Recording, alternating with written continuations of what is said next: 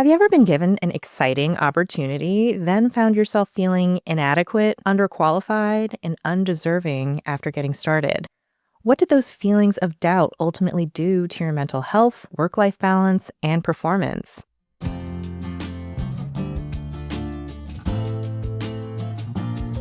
This is Tips from an ADHD Coach, and I'm your coach, Jaye. Today, we're talking about imposter syndrome and how we can make the best of the situations we are in when those negative feelings start to creep in. We're going to hear from Anne, who shared about a time when she felt like an imposter. There was an internship that I had in college. I had spent so much time and so much energy putting into creating this application video because I wanted it so badly. And then I did end up getting accepted into the program and I was so excited. There were other interns my age there as well. And I quickly started to learn about their stories and started comparing myself to them and quickly felt like, oh my God, I don't belong here. I must have tricked them into hiring me. I must have said something that led them on and led them to believe that I was fit for this position because I felt so different from all of the other interns around me. The more I compared myself to others and the past interns that they would tell us about, the more I would see everywhere where I was lacking, and I became really afraid and fearful of messing up. This fear of messing up slowly kind of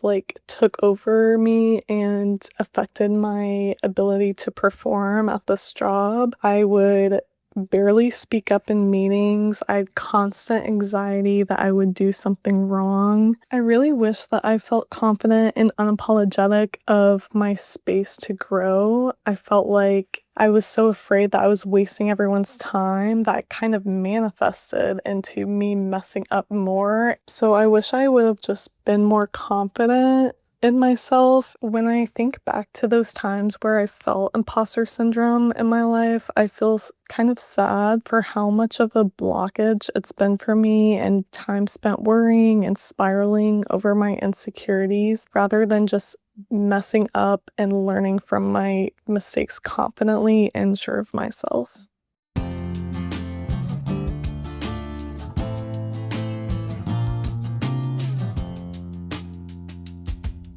Imposter syndrome, like so many other experiences, is something that everyone can have, not just those of us with ADHD. But just like those other experiences, having ADHD can amplify both the negative feelings that we get when we doubt ourselves and the negative results that can come from feeling like an imposter. Anne mentioned that she put so much time and effort into her application video. With ADHD, the intensity of our initial effort can be much higher than it would be for our neurotypical peers. This was Anne's dream internship, and she likely got a big boost of dopamine in that initial effort to apply. With that higher level of dopamine, Anne's creativity, productivity, and excitement were probably pushed into turbo drive, resulting in a really cool application video that the company she was applying for was impressed with, which is why she was selected. It sounds like she was flying high with the opportunity until she started comparing herself to other interns. Once that happened, she started feeling like she didn't belong there because she was so different from them. She felt like she tricked the company into choosing her and that she misled them into believing she was qualified to do the job. Then, rather than feeling proud and excited about what she had earned access to, she doubted herself, compared her weaknesses to everyone else's strengths, and ultimately ruined the experience she had at her dream internship. Many of us with ADHD have felt like we're misfits because we don't seem to think or act like most of the people around us. Whether it's a brain that goes too fast, having less of a filter and blurting, or thinking outside of the box, many of us have felt like we're weird because what we think and say doesn't seem to be typical for others. It can feel like we're imposters because we think that there is a right or wrong way to think or act,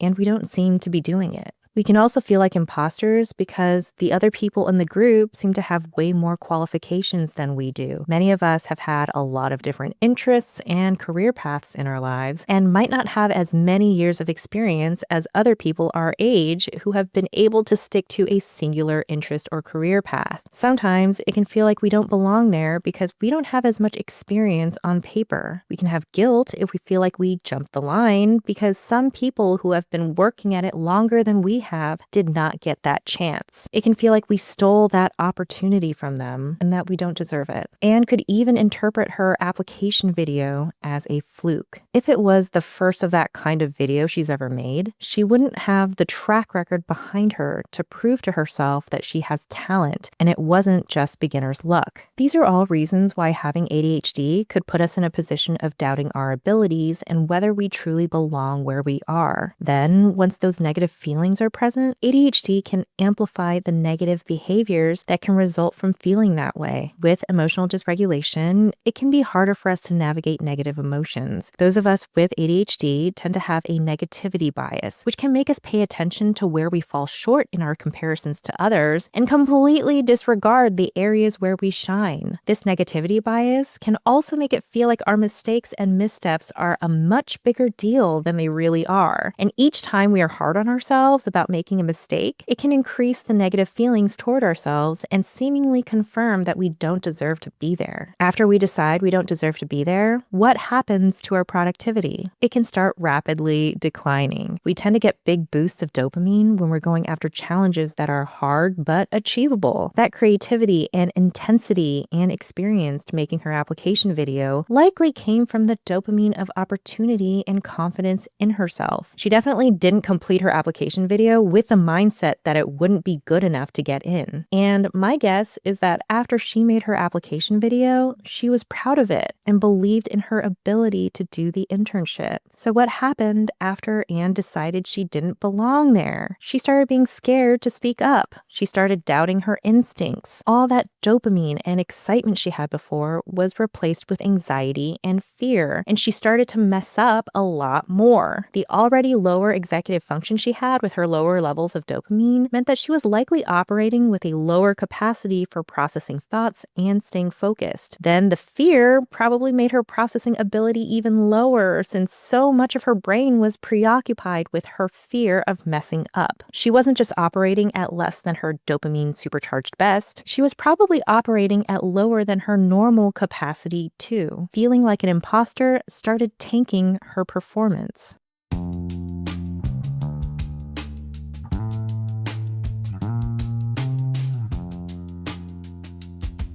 But did Anne have to feel like she was an imposter? I don't think so. Maybe she thought and acted differently from the other interns in her group, but is that a bad thing? It's usually good for people on a team to have different life experiences, cultures, senses of humor, ways of thinking, etc. It's usually not great for everyone on a team to be the same because it tends to limit the possibilities of what that team can create. It's even a good thing for some people on the team to be less experienced or more diverse in their experience than others because it allows the group to have more insight and perspectives. Anne's application went through the same process as everyone else, and her selection was not an accident. She was likely picked because of something she possesses that the company identified as dynamic and worthy. It's possible that with her negativity bias, she wasn't even able to recognize the strengths that got her there and only saw what she thought of as flaws or inexperience. But inexperience doesn't always determine levels of talent. Having more experience does give someone an advantage. Those with more experience might have encountered more roadblocks and pitfalls that they're able to avoid going forward. That's true.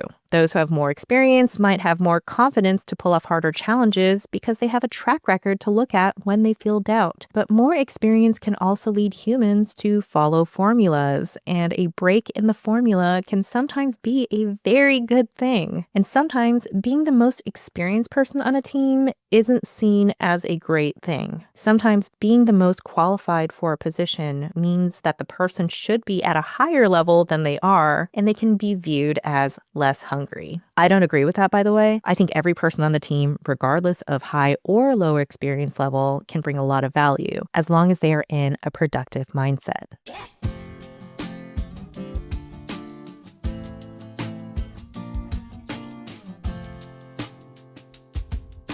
So what can we do if we feel like an imposter? What can we do to stay in that productive mindset and avoid tanking our performance with anxiety and fear? Well, right here is where I will share that I experienced my own imposter syndrome about this very show, in fact. I was so excited to be a guest on ADHD Aha. Afterward, Understood approached me about hosting my own show on their channel dedicated to ADHD women, which was a dream opportunity. I was so pumped about the show and was just bursting with ideas in every meeting about it. And then I was sent the invite to the recording session for the Misunderstood trailer. And that's when I found out who was hosting the other two shows. Dr. Monica Johnson, who has released hundreds of podcast episodes with excellent ratings, and Kate Osborne, who many consider to be one of the top 5 ADHD content creators of all time. Immediately, I questioned how I could have possibly been selected to join this elite group of women. My 17 self-produced podcast episodes and 3,000 Instagram followers seemed ridiculous compared to their accomplishments. So I was really nervous going into that trailer recording session. I thought they would take one look at me and wonder who the hell I was and why I thought I belonged there. But it wasn't like that at all. They were both so friendly, so fun, so human. They were just people like me. They had a lot they wanted to share with the world, just like me. And they were excited for me to be there, just as much as I was excited for them to be there. And that's the thing about imposter syndrome. It often focuses on who we feel like we are in isolation. But everyone is trying their best, and everyone is human. Instead of only paying attention to how I was falling short, I decided to use that energy toward creating more connection with others. But I still felt guilty that I was given this opportunity that could have been given to someone more experienced. I knew these feelings would be unproductive, so I made a different choice instead. I told myself that Daniel-san in The Karate Kid had only been studying martial arts for like 6 months before he beat everyone who had been in karate their whole lives. There are tens of thousands of books, TV shows, and movies where the protagonist is inexperienced and then gets opportunities over others who might be more dedicated, more experienced, and in some opinions, more worthy.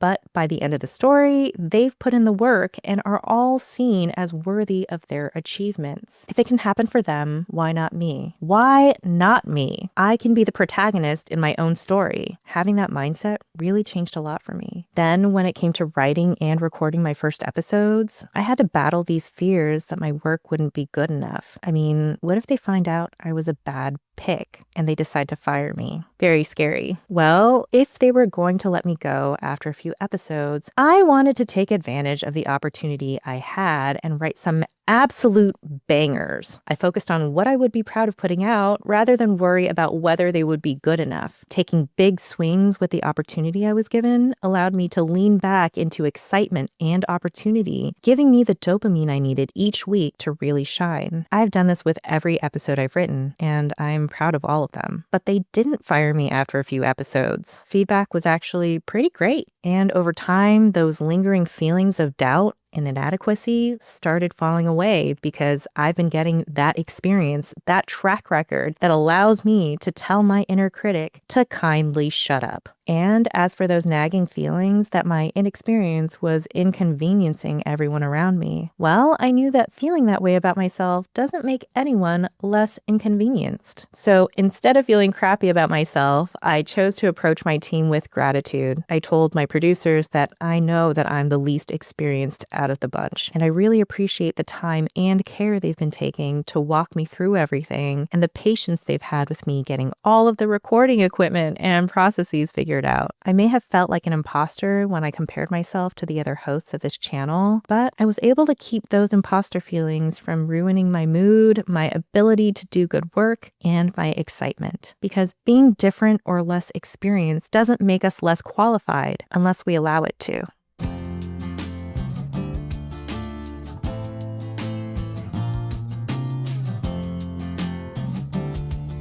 ADHD can sometimes create situations for us that make us feel like we're underqualified or undeserving of the opportunities we get, amplify those feelings of inadequacy, and make those imposter feelings more destructive toward the work we put out. But being different and having different experience levels than others doesn't make us less qualified. We're rarely chosen for opportunities by accident, and we're likely selected for a valid reason that we might not be able to notice in ourselves because we tend to have a negativity bias. We can avoid the pitfalls of imposter syndrome by leaning into our dopamine and opportunity rather than anxiety and fear. I did this by seeing others around me as fellow humans, allowing myself to be the protagonist in my own story, using every opportunity I have to make something I would be proud of without worrying if it's good enough for others, and by showing gratitude for those who take the time to help me. Over time, we can build enough of a track record to prove to ourselves that we are worthy of our accomplishments so we can put those imposter feelings to rest. That's it for today. Thanks so much for listening. You can find links to anything mentioned in the show and more resources in the description below. Make sure to subscribe to our channel for more content like this, and I hope to see you next time. This show is brought to you by Understood.org. Understood is a nonprofit organization dedicated to empowering people with learning and thinking differences like ADHD and dyslexia. If you want to help us continue this work, donate at understood.org/give. Tips from an ADHD Coach is produced by Jessamine Molly and Margie DeSantis. Jesse DiMartino edits the show.